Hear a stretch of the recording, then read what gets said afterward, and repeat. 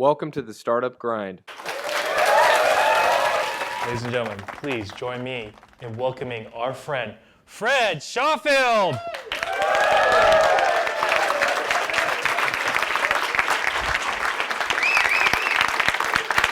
How's it going, Fred? Thank you. How's it going, Fred? Great. I'm slightly depressed because the practice woohoo was actually bigger than the real woohoo. It was kind of awkward when I was sitting back there during the practice.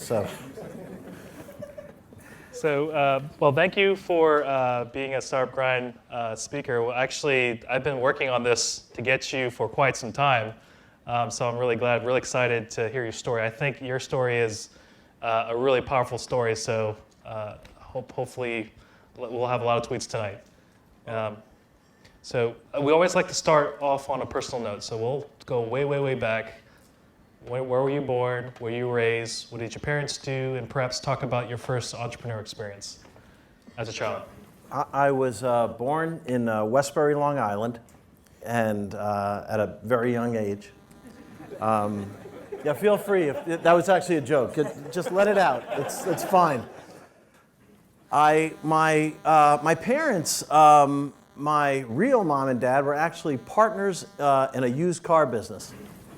And it's kind of, I had a kind of interesting background a little bit, and multiple fathers, a little bit of dysfunction, by the way, creates a little bit of innovation. I realized, they say the necessity is the mother of innovation, but, no, excuse me, of invention, right, I knew that, yeah. This first beer of the evening. But dysfunction helps create a little bit of innovation because it kind of frees you from a few things. So my first job was selling personalized greeting cards for the Wallace Brown Company, door to door out of a pitch book, and the neighbors signed up on these things, and it was the coolest thing in the world that I could sell greeting cards. And I graduated to a paper route. And where I would deliver Newsday papers off of my bicycle, and that sucked. I got bit in the ankle by a chihuahua, and that job lasted 1 week, and it was done with that. So those are my entrepreneurial things. I did have, when I was in 4th grade, I created a club. I was one of the few kids in my school with a typewriter, and we had a membership card, and I charged people, I think, $1 to join this club, and they would get not just the membership card, but a full piece of paper. And I think that was the impetus for the extended warranty business. But they had to buy a $300 typewriter. Is that what it was? No, really, just the piece of paper. It was pretty good, and I think I got about 3 or 4 members there, which was, pretty good revenues. In 4th grade back in, God, that's a long way back. It was in the 1960s. Anyhow. So for those social media guys here. Hashtag Startup Grind. Usually there's an @ but this is you guys don't have a Twitter account. Kind of below the radar. Yeah. So hashtag Startup Grind. Hashtag SWaN and Legend. Okay, great. So let's go let's fast forward to college. Yes. Actually you kind of had to grow up quickly as a 20-year-old. Is there, I believe your father had passed away, and there's a backstory with this, with George Zachary. He's a very famous angel investor in the Valley, and he had said that, what he noticed was entrepreneurs, and he's a backer of Elon Musk, but he had said that he just noticed that just entrepreneurs like Elon had struggles in the past, like their father passed away, or they had some strife with their parents or something, sort of like with authority. So, at a young age, you had experienced something very similar. How did that change you? Well, first of all, remind me to tell you my Elon Musk story a little bit later. Sure, okay. So, yeah, my dad passed away when I was 20, when I was a junior at Lehigh University. It happens to a lot of people. People lose parents at younger ages. It's one of these things you don't wish upon anybody, of course, but there's a wisdom that comes with those types of things when you realize that life is short. Life is also a little bit strange because I didn't even know he was my father till 15 minutes after he died. So that kind of created a another little element in my head, like all the things I thought about who my father was and the history and all that, which was, kind of played out as I was driving this 2-hour drive back to school after a couple weeks off of dealing with this. And there was a song by a band called Seals and Crofts, and nobody here remembers Seals and Crofts, but I did. They had a song called Diamond Girl. Okay, so they had a second song, like a B-side song called We May Never Pass This Way Again. And it was such an aha moment. I heard this song and I said, wow, I get it now, finally. This is a one-way trip. I don't know if I'm going to like when I get to the end of it, but the places I'm passing are kind of amazing. And there was an election at Lehigh University to be the concert chairman. That seemed like the coolest job. And you got to be the person that was, from the school's perspective, in charge of promoting all these rock acts. And I would have never had the cojones to run for this because I didn't want to get embarrassed. I didn't want to be humiliated by losing. And there's every cliche in the world, right? You miss 100% of the pitches that you don't swing at, things like that. And I did go for it only because I knew this would be my only chance. I was a junior at the time, and by some strange reason, I won it. And it is what gave me my business experience, which was phenomenal. In 1980 and 81, we promoted, I would say, without exaggeration, every act below the level of Bruce Springsteen and the Rolling Stones, who were touring between New York and Philadelphia. Lehigh University had a 6,800 seat arena. It was brand new, and it was just the most awesome thing in the world. So if you're going between these two acts, these two 20,000 seat arenas, in the off night, you wanted to pick up an extra night's revenue, you'd stop in the Lehigh Valley, and we would bring you in. And there was nothing like it there before. So it gave me a great experience.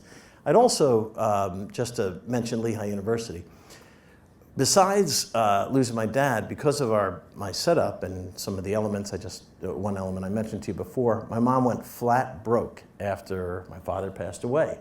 So I could no longer pay, for my junior year, I could no longer pay for Lehigh University.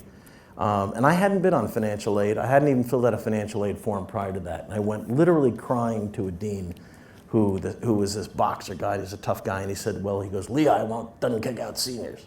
And, set me up with all scholarships and loans to take me through for the rest of it. And I always appreciated that somebody was there at the one time.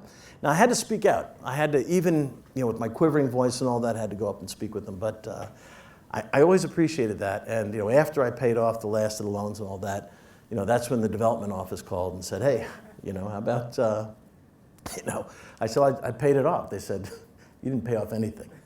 So, and they were right. So I benefited tremendously from that. So, and actually, during that time, you had some of the, like you said, some of the biggest acts, like the Allman Brother Band, Cheap Trick, Rodney Dangerfield. Yeah. Back when he was younger. Well, he's dead now, so yeah, he was younger. But I thought it was really interesting because when you had these shows, one show could have bankrupted you, right?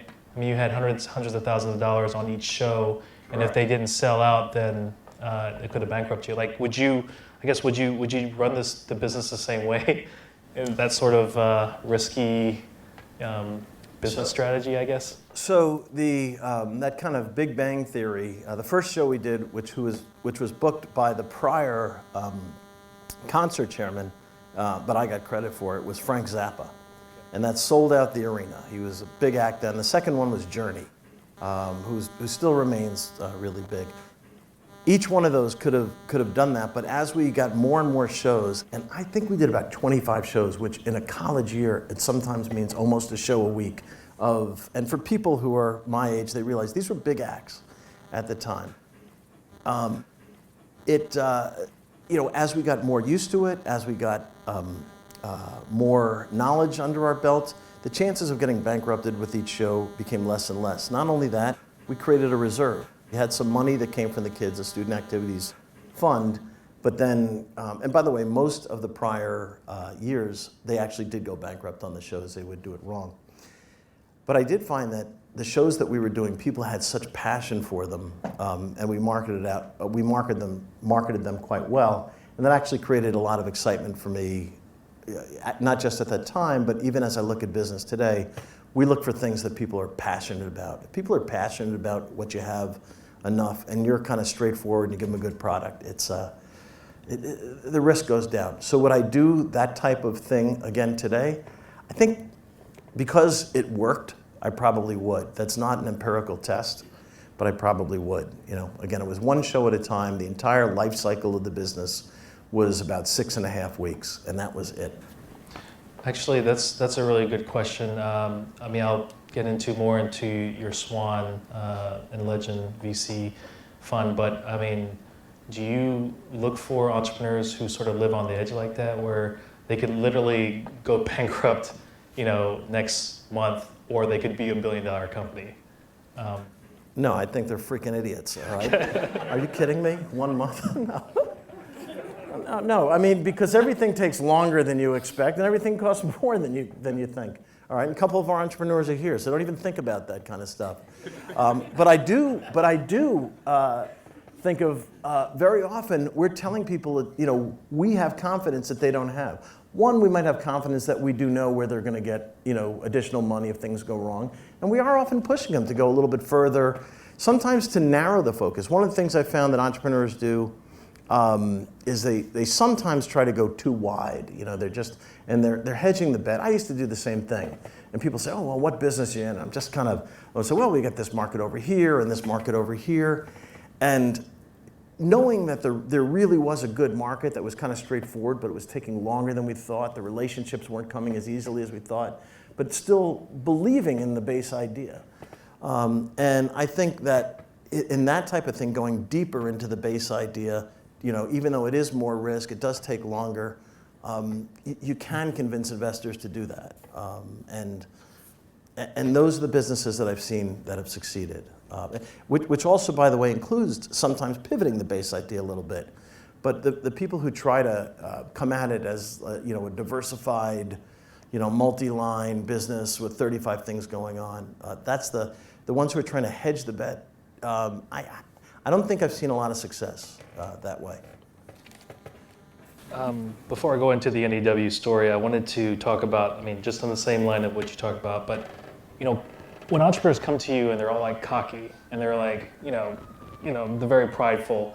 In your story, you had, going back, you had moved in with your sister and your mother in Washington, and we had separate bedrooms. Separate bedrooms, okay, got it. But there was a job for $200,000, and then, basically taking a job for $35,000 a year, you had to swallow your pride. What do you think about entrepreneurs who are just sort of the opposite of that, where they think they know everything, and they need a little bit of ass kicking? First of all, that was 1981. $35,000 was a lot of money back then. Okay. You could buy a beer for a quarter. Maybe not a quarter, but I was actually offered a job for $8,000 a year. Now that sucked. Okay. And it was from my brother-in-law. It was like an inside deal. That was the job I didn't take. But making $35,000 a year living with my mom, that was awesome. Are you kidding me? I had no expenses, except, it was tough to, date anybody. It was the first job I wanted to take, by the way, so you're asking about kind of pride swallowing a little bit. After having booked all these acts for Lehigh University, most of the acts came through 3 big New York agencies who would book these people nationally, and one of them agreed to meet me for a potential job interview, a company called ICM. And I went to the New York office, and I'm meeting, and it was really, my job interview was mostly with the receptionist. And she said, it's going to be for the mailroom. And I said, wait, you don't understand. I'm a college graduate. And she said, well, then you ought to be able to read the zip code.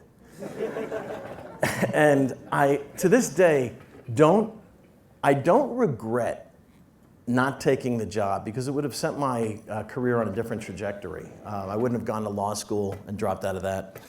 But I do regret the reason, which was my own ego.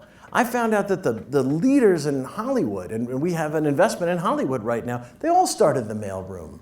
You know, if you watched Entourage, it's not all real, but the career progression, that is real. That's the way it works. And I was too ignorant to know that, and my ego was too big to learn that on the spot. One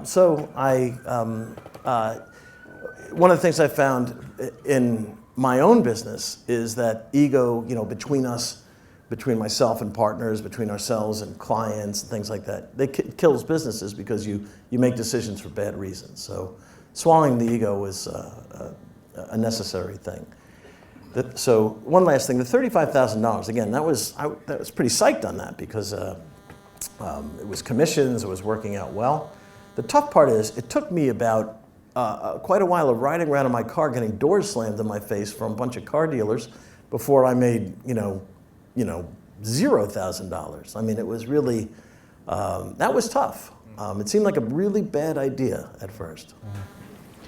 So I wanted to go right into the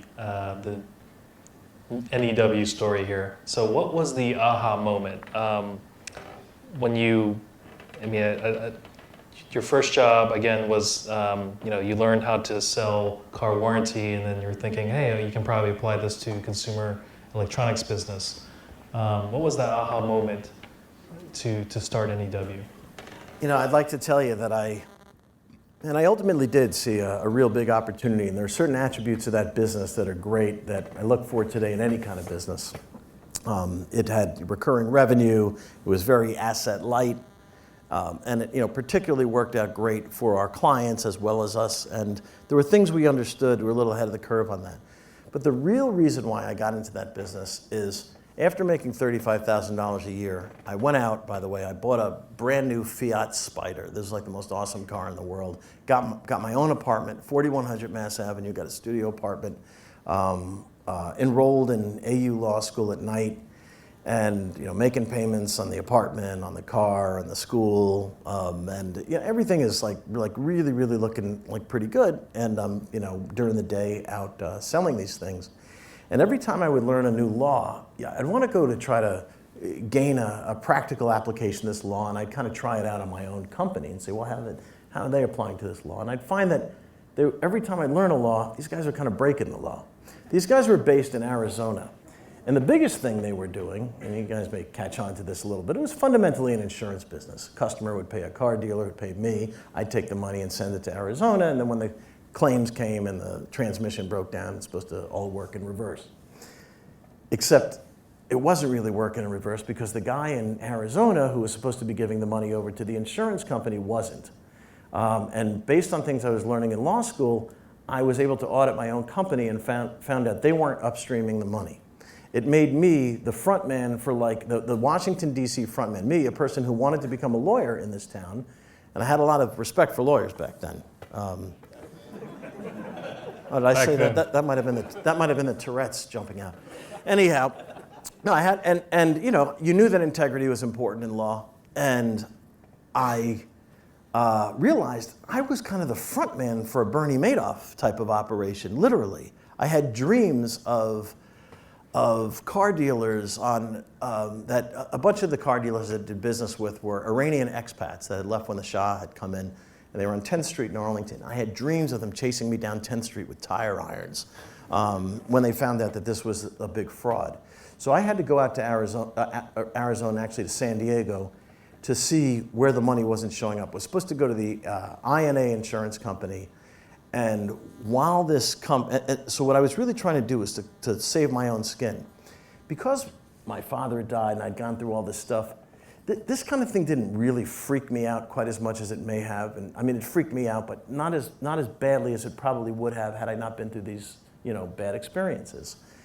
And oh, by the way, I'll also share one more thing, just going back to the father thing. My parents only got married 2 days before my father died, and I personally arranged the wedding so that the whole town wouldn't find out they weren't married. That was like a big deal back in 1980 because my mother had been living with my father's name as her last name, and nobody in the town knew. It would have been a scandal. So like finding stuff like this out, like this, an insurance fraud, I'm Bernie Madoff's front man, that's no big deal.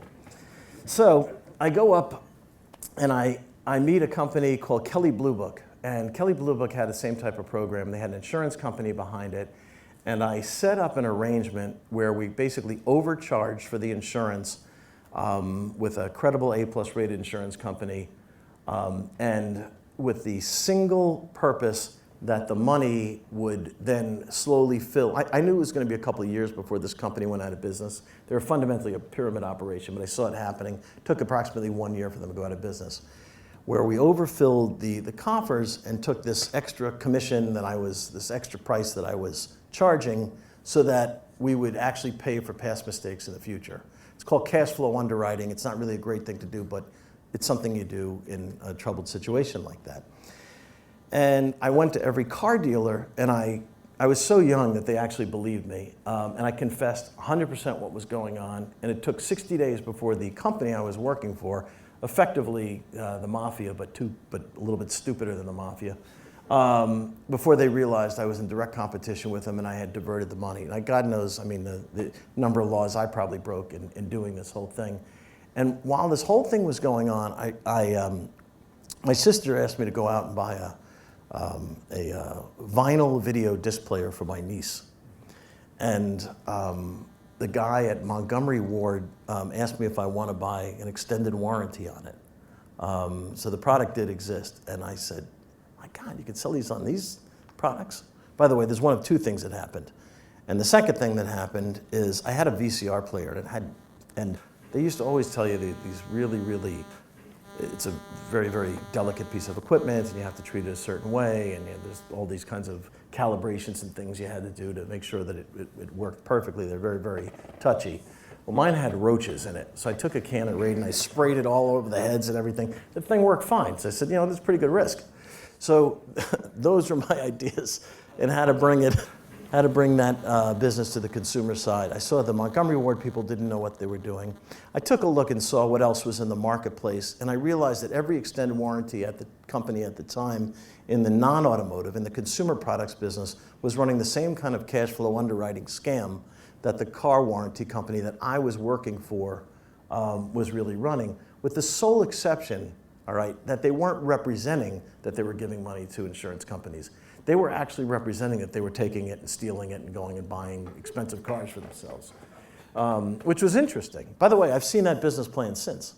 So I knew the seam in the market. I spent way too much time explaining this, but I knew the seam in the market was if we could do this business ethically and come up with insurance, we could go out to retail stores and convince them that this product would work. And why would it work? Because it was the single most profitable thing in the car dealer, and it would be the single most profitable thing in the store. The reason why it was profitable, it was the only thing that took zero inventory investment. They had to buy all these VCRs and PCs and cars and all that stuff, but you don't buy this piece of paper until years into the future, or at least until after it's sold. There was no additional advertising or real estate or even personnel costs. And it was done so poorly by such a ragtag bunch of crooks that I thought we could do it better. In fact, my wife and I started a national trade association and wrote a model law that is actually the law. With modifications on it, it became the law in most states in the country. So to set like a baseline for that. I spent way too much time giving you, but so it wasn't an aha moment, it was more like a holy moment because I thought I was in trouble. Right. Am I allowed to say that? Yes, you are. Okay, we'll bleep it out later, but good. But no, this is actually a really interesting topic because honesty as a business practice. Do you think?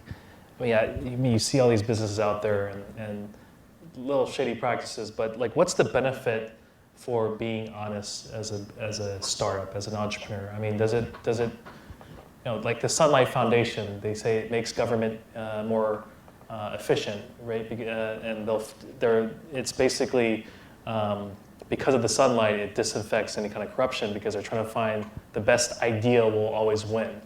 You know, again, like, do you think that honesty makes businesses just more efficient, and best ideas always come out the best? I mean, do I think the best ideas always come out the best? No. Do I think honesty always wins? No. I mean, it doesn't. And I'm being honest. All right? But I will tell you that it's a lot easier to remember. We view it as table stakes. I was part of an angel capital group, and I once sat through a pitch that a woman gave, and somebody asked a question, and she was clearly lying. And everyone in the room knew she was lying, and she knew she was lying, and everyone in the room knew that everyone in the room knew she was lying, except she didn't know that everyone else in the room knew she was lying. And it was so painful for all the rest of us. And I remember saying, I would never invest in her, period. You know, it's like you've seen certain sports stars who are clearly guilty, and they're just continuing the lie about a particular, you know, element of their life, and everyone else knows it. So it's painful. It's a lot easier to remember the true stories. It is way more efficient to keep it to the truth. We really tried to push it. You know, our business, the reason why there were 17 warranty companies. I didn't invent the warranty business in the consumer products business. I did not invent it. There were 17 companies shortly after the time I started, and we tried to start a trade association. 13 of them were absolute lying thieves. Luckily for me, a lot of them gained some market share. My method was to go into stores that, like Sam's Club, and explain to them, one, the merchandising concept worked, and two, you picked a liar. And they didn't like the bad-mouthing of the competitors, but that was our way of selling, being very, very straightforward. so I wanted to kind of loop in a little bit of what you guys do at SWaN, but you know, entrepreneurs are always, I'm actually looking at your watch to keep time. Yeah, sorry. Nice watch, by the way. But anyways, If it's missing, I'll know where to look. So, you know, as entrepreneurs, we're always trying to make our numbers look good, right, on presentations. So, like, where do you draw that line between, like, you know, the truth and, like, the extended truth? Or, they'll say our market is $1.3 trillion and we're going to get, 50% of that. I mean, that's obviously a lie, right? As an entrepreneur, I mean, you as a VC, you're looking at that and say, how are you going to justify those numbers? Yeah, look, I mean, the most important thing is who your partners are, who you're doing business with, what's going to happen when things go wrong. People say, well, like the VC, we want to know, what's going to happen when things go wrong. What's the VC going to be like? Well, we say the same thing. And if you're dealing with somebody, there's one thing about being optimistic and then kind of footnoting it. And you have to be a bit of an optimist, to take a risk, right? You have to assume there's water down there before you take the leap. So that's kind of understood, but again, footnoting that. But it's table stakes to really, to be truthful. You can't, if your employees don't trust you, they're not going to follow you, period, unless they suck. All right? And they don't have another option, in which case they're lying to you because they're acting like they have another option, but they don't. So you both deserve each other. Okay? And if you have a bunch of stupid employees, that's a quick way to end the thing. No, somebody's trying to come in here illegally. Oh, okay. That must be the guys from Revolution. Anyhow. Okay, if you have a bunch of stupid employees and you're a stupid leader, then you're a stupid investment. And I got to tell you, it doesn't work long term. If you take the long view of things, it just doesn't work. You collapse in on yourself, period. So, there's certainly some gray area, where people are doing what they can. But as soon as you get caught in doing something like that, as soon as you trip up, you've lost all the brand equity in yourself that you built up. So it's bad business. It's bad business. And it's inefficient, right? You got to sit around and say, is that really the truth? Right. So sort of like on the same vein of being honest with customers, let's talk about Best Buy and how they kind of changed their way of selling to customers and being showing less pressure to buy. What did they learn from you guys from NEW? Because I heard that they like what you guys did and they implemented it in their business and ultimately toppling Circuit City. Best Buy and Circuit City were head-to-head competitors for a long time. And Circuit City, it was really believed in 1996 that Best Buy was going to go out of business. They were actually America's favorite, they had the franchise for selling consumer electronics and for PCs that were sold through physical retail stores. They were selling 10% of them in the country, and they were losing money on every one of them. One of the reasons why people liked to come there over Circuit City was the lack of pressure. When you went into Circuit City, the salesperson would immediately start pressuring you to buy the extended warranty. It wasn't one of our clients. And insurance and financing, and it was clear they were getting a big commission. It was clear that they were being pushed by their sales manager. And if they couldn't make that sale, they would latch onto you like a calf, and they'd follow you. And it was a miserable experience, and it was one that you'd put up with if you didn't have an option. Best Buy came out with an option that was, it was well lit, it was high ceilings, it was laid out like a Kroger department store with cashiers in the front. They gave people carts that you could push around. None of this existed in Circuit City. Circuit City was totally consultative. They called it consultative, but the consultant didn't know anything except his own commission. Circuit City was also literally had low ceilings. It was very dimly lit to make the projection TVs pop more and for other reasons. But they created such a miserable experience that people were coming in. I think they were coming about 5 times a year into Best Buy because they'd leave you alone. You could look at DVDs and CDs. At Circuit City, they would go maybe twice a year. And that kind of customer erosion kind of kills you. Again, the problem is Best Buy was losing money. We made it was common knowledge in the industry that I had come from, this warranty business, you could only sell them with commissions. One of the reasons why is there's a lot of things they didn't cover. They were priced very, very strongly. It was very, very high price. Well, we didn't believe that. In fact, we had tested it, and I knew you didn't have to need the commissions with it. We brought the price down. We've totally simplified the terms. We made it cover everything. We threw out, I had to unlearn law, by the way, to succeed in business. Because if 2 people make a contract and one person performs and the other one pays, you aggregate a bunch of them together. You can learn that in business school because you'll see a trend. And that's the way 99% of contracts are. If 2 people, but those never make it to the law books. All right, it's the 1% where on day 2, the 2 people who make the contract are trying to screw each other. That's 100% of what you start with in the law business. And it was kind of the attitude that, and it's nothing, no knock on lawyers, but you gain a mindset after a while. It's like learning civics on Fox News. Okay, everybody's getting killed, everybody's getting knifed.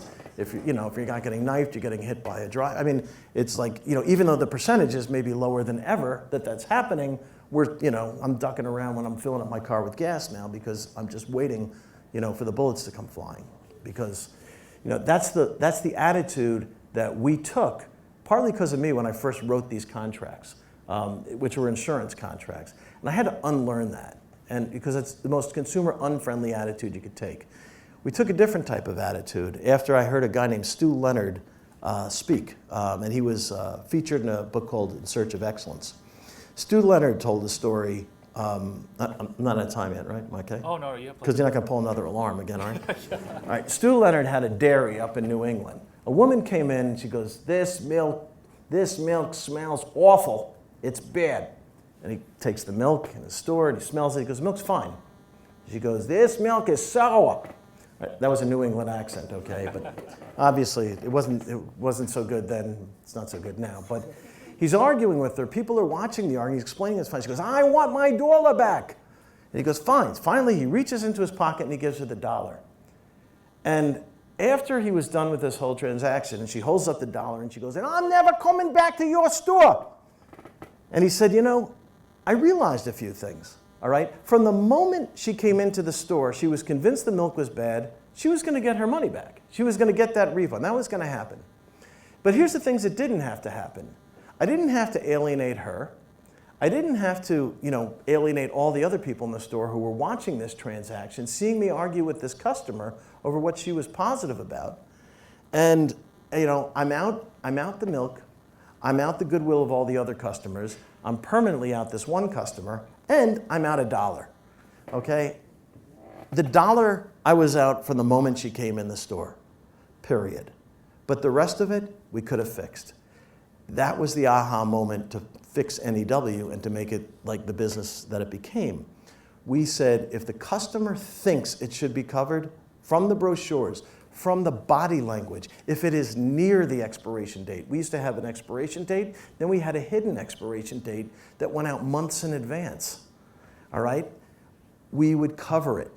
Why? Because it was a profitable business and we'd make it up in volume. Then we brought the prices down, the margins we made them quite low because we found if we stayed to 10% of the price of the underlying product, 20% of the people would buy it almost not even ask about it. We found that the consumers were less sensitive about the actual length of the warranty than they were about the fact that it covers everything in the security. That margin allowed Best Buy to just ask a yes or no question to a consumer. We paid no commission to the salespeople. And when the customer, and I remember sitting with the senior salespeople at Best Buy, they said, well, when the customer objects, then what do? We said, you don't answer the objection. You say thank you, and you just move on. And they're like, this doesn't compute. You got to answer the objection. They said, no, let the customer go. And we would survey the customers out in the parking lot, and we found that if less than 10% of the customers were feeling pressure at all, we had a thing called a pressure meter, that we were okay. And we kept the pressure low, and over a period of years, Circuit City drove themselves out of business by high pressuring customers and a whole bunch of other things. And Best Buy became the #1 company in America. And there were over 10,000 employees by 1998 at Best Buy who saved their jobs. So we felt pretty proud about that. No, I was going to ask, that's really amazing. I was going to ask about how to produce happy customers and if creating a happy customer to create a short-term loss versus angry customers for a short-term gain, you'd rather have the short-term loss but a happy customer. I wanted to do a really quick shift here, but this topic is actually a very hot topic here in DC that every time we do Q&A, people always ask about this, but it's about culture. And so, how important is culture to a company? I know it's like sort of like a pie in the sky and it's like ambiguous, but what is culture to you? How did you define that? Is that like implicit to core values? And then if it is, then how do you like reinforce that in your company? So NEW is a good example of that. We needed two things, and it's almost like a bicycle needs kind of a front wheel and a back wheel. One, there are certain absolute skill sets that a company needs, and you can't kid yourselves. And you got to get those skill sets wherever you get them. Two, the company works much, much better if everybody gets along really, really well. And we brought in people that everybody liked. For most jobs, you can teach the skills, the attitude, the getting along, the kind of, the moral type of thing, the golden rule stuff has to be there. So, there was a balance. When we found, I'll tell you one thing about NEW though. When there were a lot of like misfits, and I felt like a misfit myself, and I used to love bringing in people who felt like they were misfits or damaged goods, or they just, they didn't like look the IBM way or something like that. I mean, they were great, and we were obsessive about honesty. We actually became obsessive about customer service. We used to talk about it all the time, and told the Stu Leonard story. By the way, Stu Leonard, ended up going to jail for tax evasion, but still a hell of a story. So we were focused on, working smart, but really, I would tell you this, when somebody just, was duplicitous or backbiting within a company, they just, they kill an organization. It just doesn't last. You just have to find somebody else with that skill set. I mean, you mentioned that to keep your core values simple. I mean, I see a lot of companies that have like 10 core values, and it's like, I can't remember 2 of them. I mean, do you think that's important to keep it simple and easy to understand? Yeah, it's easier to remember when you keep them simple, when you keep them short. There are a lot of people, and we brought in consultants once. One of my partners wanted to bring in consultants and talk about what the core values should be and all this, and what the mission should be. And I was really against it because nobody knows what the hell it really is after a while, and then nobody follows it. So it may feel good, but keeping it simple. Our business at NEW is market, administer, and inform, nice, fast, and right. That was the mission that we tried to do, and the values were pretty much golden rule based. It's a pretty easy one. Actually, you have a core value or a clause that you guys require your LPs to sign at SWaN, right? What's that called? A little clause they have to sign. We got our lawyers to put in the contract a paragraph which is called the no assholes rule, and to label it that. And we kind of meant it. It's actually, they said, it's inappropriate to use that exact language. So they had to make it something that legally meant the same thing. It's actually called the provision against assholes. I wasn't good at Latin, but okay.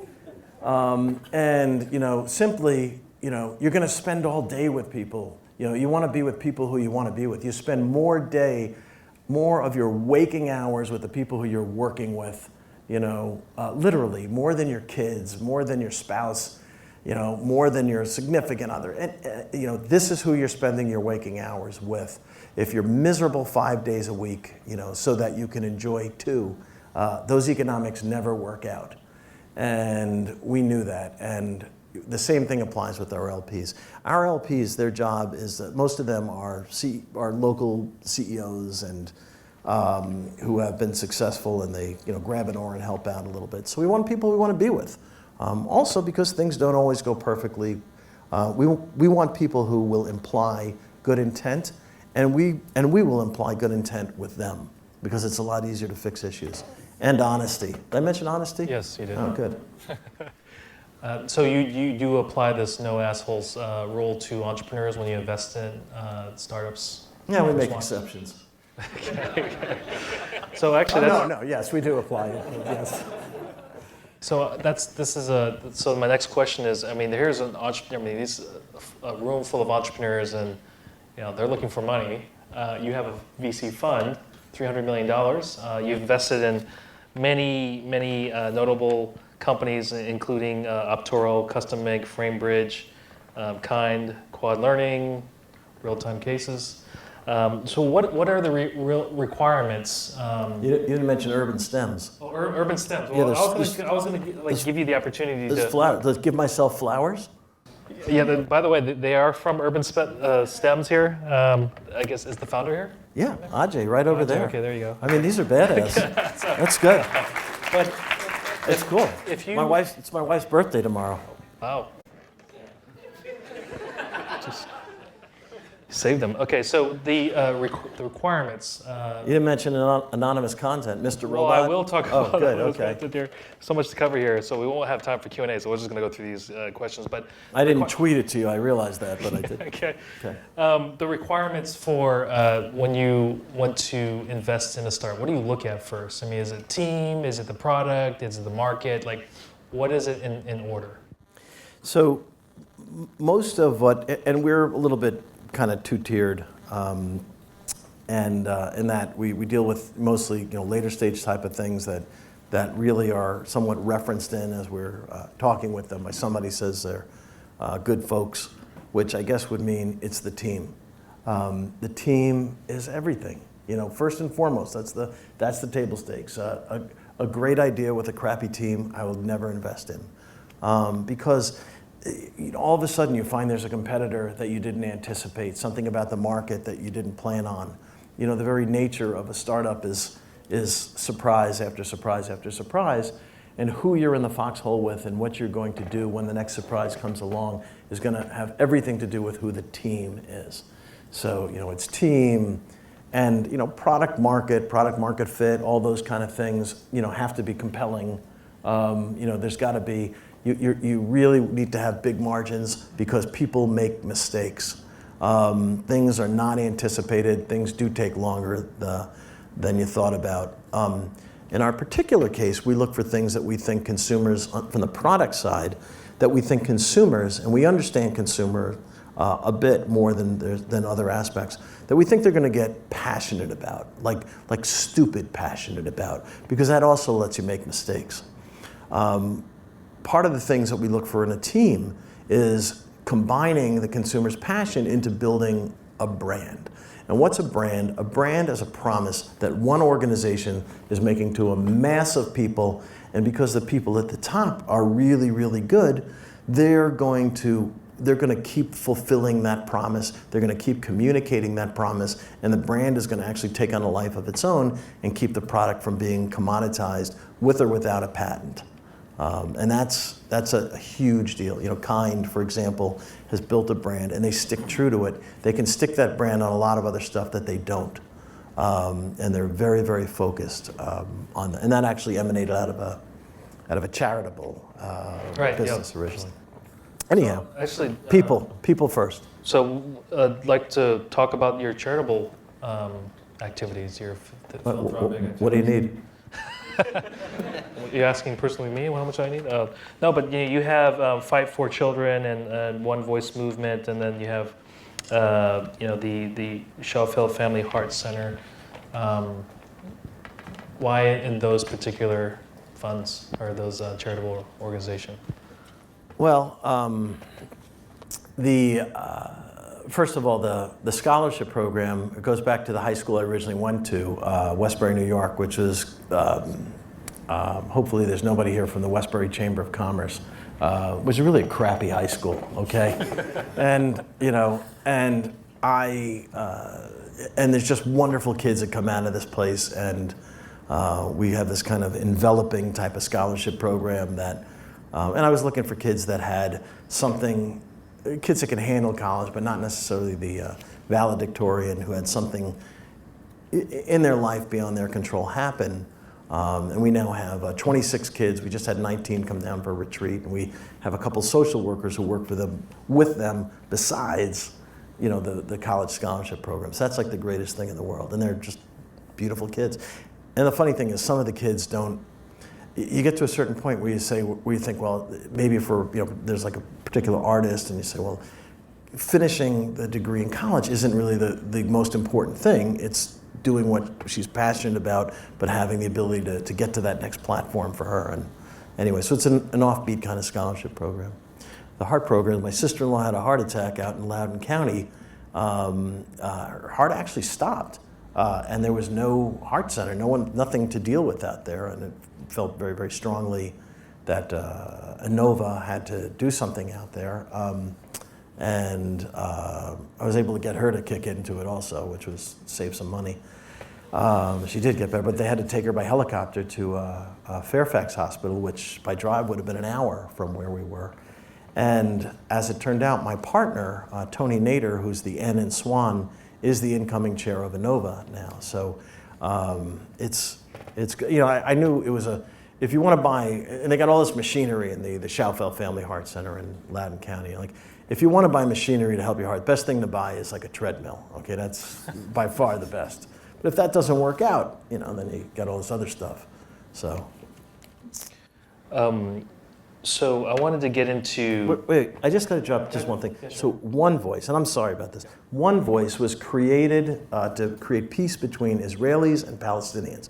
That was the purpose of that. It was, the one voice of these two sides. From One Voice sprung the company originally called Peaceworks, and it's Kind, which Kind is an enormous company now with these, originally the fruit and nut bars, and there's a whole bunch of different Kind healthy snacks that are out there. Kind actually got the FDA to redefine what the word healthy means in the past year. Very, very powerful business. as far as the piece in the Middle East goes, they're killing it on that one. That's been a resounding success. All right, that was a joke. All right, it's not a success, but that was the roots of that particular company, and all these, people are working. At least they're making money. So I'm just going to interject right here because Okay. you told me you've mentioned this many times, but anonymous content. yes. What do you want to talk about anonymous content? You're now into producing Hollywood films. Well, Or helping? the company I'm on Yeah. we invest in anonymous. Bless you. We invest in anonymous content, and we normally take a minority position in the company and a couple seats on the board. And thing about anonymous that's so great is anytime you go to a charitable event, you're the #1 donor. Okay. See, that was a joke. Never mind that. Anonymous Content made a TV show that you got to see called Mr. Robot. All right, it's just an awesome show. It's like I don't want to be a spoiler, but the last episode was one of the most disgusting things I ever saw on TV. But it's a hell of a show. We did The Revenant.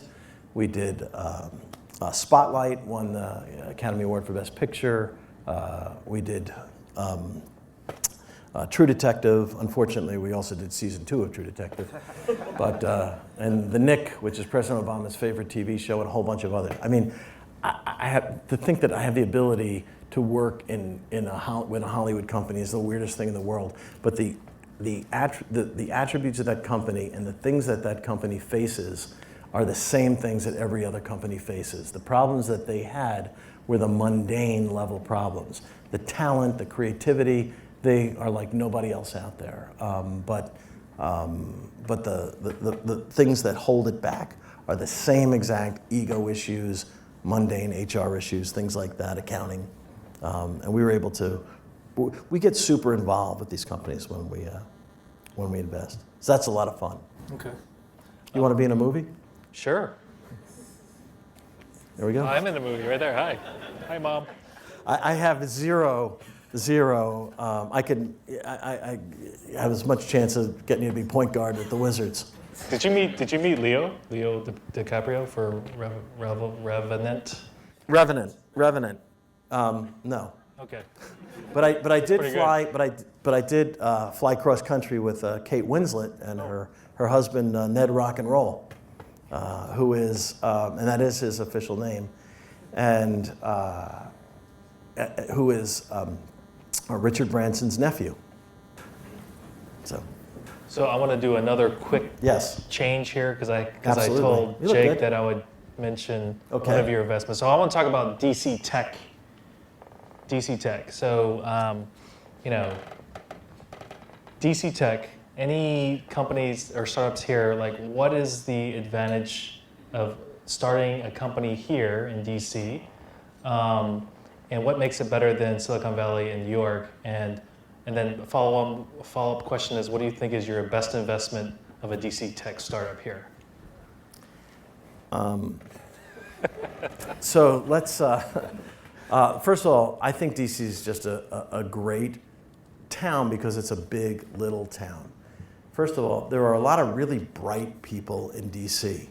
And contrary to the way it may appear around here, you're actually less arrogant than people in other towns, and it makes it easier to connect. New York is overwhelming, okay? I mean, you're gonna meet as many, as many entrepreneurs on the E-train as exist in DC maybe at any given point in time. I mean, it's just overwhelming. You can spend so much time going in wasteful directions, all right? And we do invest with a bunch of companies in New York. And I do like going there, but, and in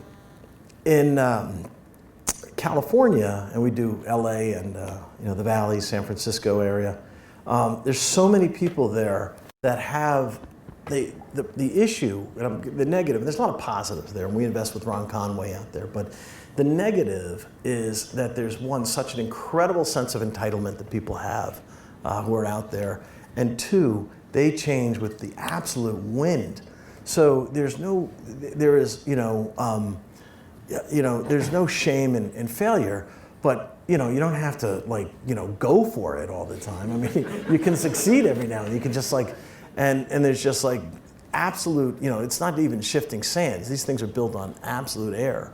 So DC is a smart town. Every organization in the world has a node into DC. That means every market in the world has a node into DC. I mean, it's a quirk that, that in, Internet 1.0 ended up here, because of AOL and UUNet and MCI. But those are but that was, PSINet. Those are the companies that were Internet, 1.0. And then you get these things that have spawned out of that. You got great universities here. You got Georgetown, GW, AU, Howard. You've got, University of Maryland. UVA's right around the corner. George Mason. I mean, it's a great town. I think it's a great town. And your favorite startup investment? Well, all right. My son has a startup investment, so disclaimer: I had started working for Real-Time Cases. And then there's some real-time cases folks here. Can I hear you guys say? Okay. Yeah. So what's your favorite ed tech startup? Well, I'd have to put that one aside because it would be unfair. Though I think it's a cool, great concept. Now, my fund directly, I can't put. We have different funds. Yeah. There's all kinds of conflicts. Yeah. But there's a company called Quad Learning, run by a guy, Phil Bronner. I don't know, and it trades under the name of American Honors College also. That is going to be an enormous business ultimately in the ed tech. I know that real-time, not as big as real-time cases, I'm sure. But, yeah. But that's a company that has, besides the fact I think it's going to be an enormous company, it does have a mission. It has some just awesome people on the board, including, besides Phil Bronner, John Katzman, who created Princeton Review and 2U. And so I think it's a big unknown that's around here. There's so many, and we're focused on tech-enabled. Tech, there is a value of tech for tech's sake. I just don't understand it from a financial perspective. It has to be more developed, before we go there. We really look at it from the market's perspective. So we got two last questions. Sure. Because we're over time now. So first question is, what is the best piece of advice that I want to change it to your mother now. What's the best piece of advice that your mother gave to you as a teenager? Well, yeah. It's funny. Both my mother and my father were. I don't know if there's a single piece of advice. And as I was thinking about it, because I knew you were going to ask that, but I would tell you, they were both really gracious people. They were both very thankful, very straight. I mean, and back to my father, he would get the lamest gifts from people. God, and he was so thankful and so appreciative. It made people feel good, and that cost nothing. And he was actually pretty successful in our little town, notwithstanding the near scandal. It was. So I mean, it costs nothing to be nice, to put yourself in other person's shoes. By the way, and it's not really from them specifically, but I see this behavior. They were not sucking up and kicking down. They were absolutely, being nice, to the people, who, economically weren't making as much money as they were, and they said be nice to the people on the way up because it's a much faster fall. But they weren't doing it for that reason. It really became just habit. So that was a pretty good piece of advice: being polite, being, holding doors for people, not being an asshole. Right. Before I ask this one last question, and use condoms. Got it. Okay. I don't think about that too much. Actually, I wanted to mention, because it's worth mentioning, but you sold majority of NEW Was it the aggregate value came out to about 2.8 billion, and then around there? Yeah, I did not get the majority of that. Right, sure. If I did, you think I'd be sitting here today? But I mean, it just. But yes, it worked out quite well. Yeah, right. But by the way, the original investment really was $79 in equity and a $20,000 loan. But so the IRR on that is pretty decent. Pretty good, yeah. It's pretty decent. So the last question we always ask all of our speakers, and they all have answers, different answers, but I felt that this is the most important. So who's your favorite superhero or historical figure and why? So before I answer that question, okay, and it's going to be Abraham Lincoln because he was straight up, put it all out there, and and for all I can see, judged within his time was pretty impressive. That's going to be my answer, okay? But before I answer that question, I got to go back to the Elon Musk thing. I met Elon Musk and Peter Thiel when they were like, so how did they sell, how did they make their money? They made their money selling PayPal to eBay. Meg Whitman, who ran eBay, hated them, tried to put them out of business, created a competitor. They were a kludgy system. And what did they do? eBay, twice a year, would get together a group of their power sellers in Reno, Nevada. People who, before eBay came along, were selling satellite dishes out of the trunk of their car, and they were selling backgammon sets and shag rugs, and they were just a certain type of person, and they had bumper stickers all over their car. They climbed this place, and it went down there, and blah, blah, blah, and grandma's tied to the roof. I mean, that was the type of person who would come to eBay Live in Reno, Nevada. And the thing that Elon Musk and Peter Thiel realized is that these people, if you give them a t-shirt, they're gonna wear it. And they printed these PayPal t-shirts and overwhelmed Meg Whitman to the point where she gave up and bought this company because they all wore it, because it was free. And they bought this company for $1 billion, and it was amazing how pedestrian the thing that really moved the needle was. By the way, which is one of the things that made me feel good about investing in CustomInk years later. But hearing that story, I said, oh my God, it really made a big difference. So that, just a little bit about Elon Musk, that he was, I know he's Iron Man now, and that's like awesome, and I wish I was Iron Man, all right? And I have tremendous respect for him. We have a bunch of Teslas. My wife just goes on and on. I'm surprised we don't have pinups of him in our bedroom. Probably does in fantasy world. But it has to be Honest Abe, right? Straight shooter. Why? Really? Yeah. Have you ever taken history? The guys that, not that I want a bullet in the back, no. But look, there's few people in the world that move that much and sacrifice that much and make that big a difference. It's, you look at, politicians today and how easy it is to compromise your values for as he understood them, as he knew the world, he was, pretty impressive. Far from perfect, but, I look at relative to today and the information that's available, what's out there, and he looks kind of good, so that's it. So obviously you told me the answer, and I'm so glad you talked about the t-shirt thing with Elon Musk, because you told me the answer for your historical figure, and we got you here we go. This is Abraham Lincoln called the Emancipator. so this is your t-shirt for you. So thank you very much. Ladies and gentlemen, Fred Schaufeld. Thank you for coming out. Thanks. All right.